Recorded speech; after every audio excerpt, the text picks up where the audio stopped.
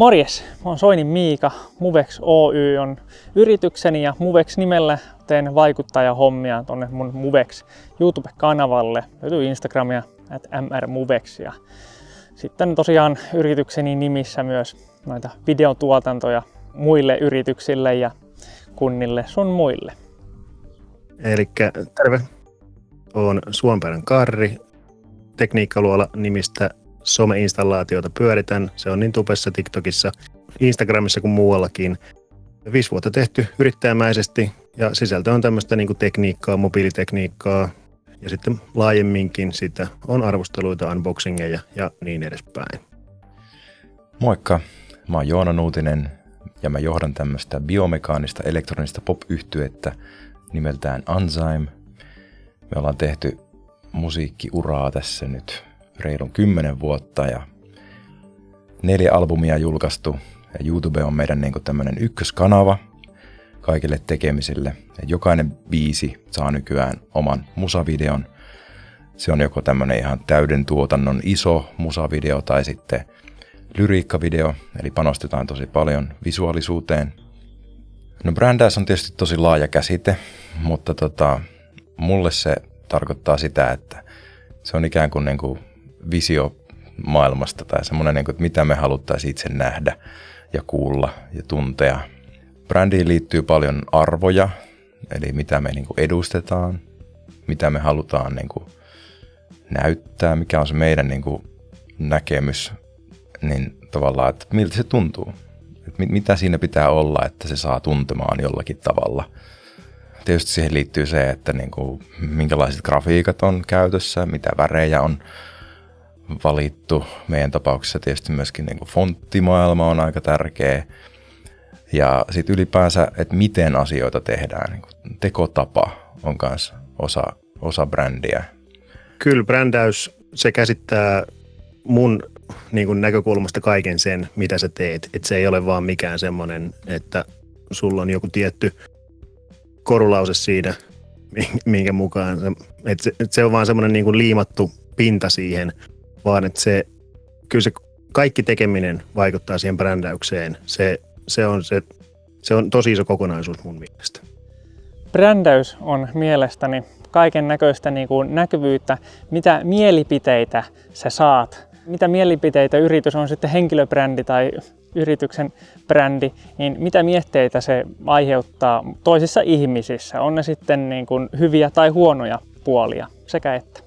Omaa brändiä mä kuvailisin ihan niin kuin tällaisena maanläheisenä, hyvin kotimaisten tuotteiden kannattajamaisena, maanviljelijänä, näin niin kuin yksityiskohtaisuudessaan. Ja sekin muuten mainitsematta tuossa, että olen myös tulevan maatilan isäntä ja 5-vuotiaasta lähtien on ajettu traktorilla.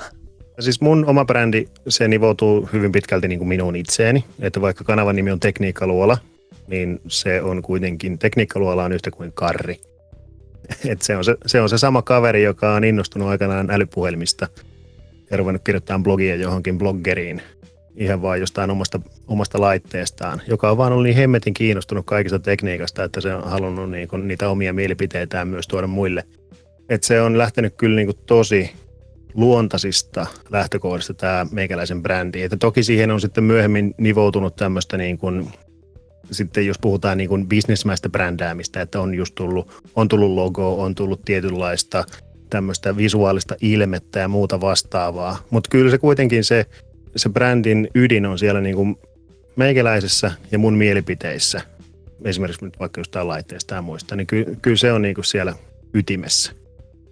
Meidän YouTube-brändi on tämmöinen tosi skifi-keskeinen ja se on ylipäänsä koko Unzyme maailmassa on tosi tärkeää olla tämmöinen niin kuin sopivan mystinen värimaailma on tietysti läsnä. Meillä on vihreä väri ollut teemana ihan alusta saakka. Arki on tämmöinen kirosana, jota koetetaan välttää kaikin keinoin. Haetaan siis semmoista tiettyä eskapismia, mahdollisimman oudon näköistä juttua. Mutta siis silleen kuitenkin semmoinen tietty uskottavuus siinä on ollut koko aika mukana, että halutaan tehdä semmoista matskua, joka voisi olla totta, mutta on kuitenkin fiktiota. Joka tapauksessa, että kaikki mitä siihen niin kuin liittyy, mitä mitä näkee, mitä kuulee, mitä kokee, kertoisi sitä samaa tarinaa. Siihen me siinä brändäämisessä pyritään, yhtenäisyyteen. No jokaisella on olemassa jonkunlainen brändi jo valmiiksi. Ihan vaan se, että minkälainen tyyppi sä oot, niin se on jo tietynlainen brändi. Että tavallaan sitä ei kannata lähteä hakemaan liian kaukaa. Että ehkä jos haluaa niin kuin kirkastaa ja tulla niin kuin tietoiseksi siitä, minkälainen se oma brändi on, niin kannattaa niin kuin listata omia arvoja, omia fanituksen kohteita, semmoisia niin kuin asioita, joista tykkää.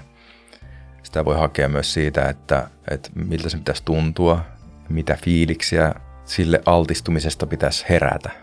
Millä sanoilla sä kuvailet sitä, minkälaisia vaikka visuaalisia ärsykkeitä siitä voisi tulla.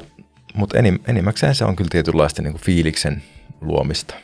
No mä ehkä antaisin vinkkeinä siinä, että tietysti se oma tekeminen pitäisi lähteä siitä omasta luontaisesta kiinnostuksesta johonkin asiaan.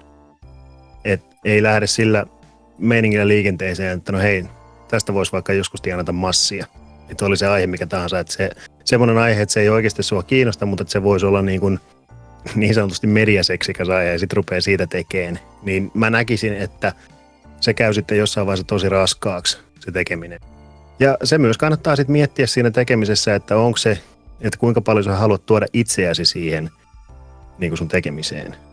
Että on esimerkiksi kanavia, no niin kuin vaikka oma kanava, että se on tämä. Toki ne laitteet, mutta että meikäläisen pärstä siellä niin kuin joka hemmetin videolla näkyy ja kaikki tietää, että no se on se Karri, joka tekee niitä tekkivideoita. Kun sitten on taas kanavia, missä ei sitä henkilöä, sitä, niin kuin, joka sitä sisältöä tuottaa, niin saattaa olla vaikka näkyä pelkät kädet siellä, että kaveri tekee unboxing-videoita, valkoiset hanskat kädessä ja kukaan ei tiedä kuka se on. Vinkkinä mä antaisin kaikille tekijöille, että on mielellään oma itsesi, mutta totta kai tämä on ihan hyvä ottaa tätä niin kuin brändiasiaa mieleen. Minkälaisia niin kuin tällaisia asioita sä haluat, niin kuin, että ihmisistä tulee mieleen, kun ne ajattelee vaikka sun brändiä, sun nimeä, minkä nimen alle teet vaikka videoita. Mitä siitä tulee mieleen? Se on kuitenkin aika tärkeää.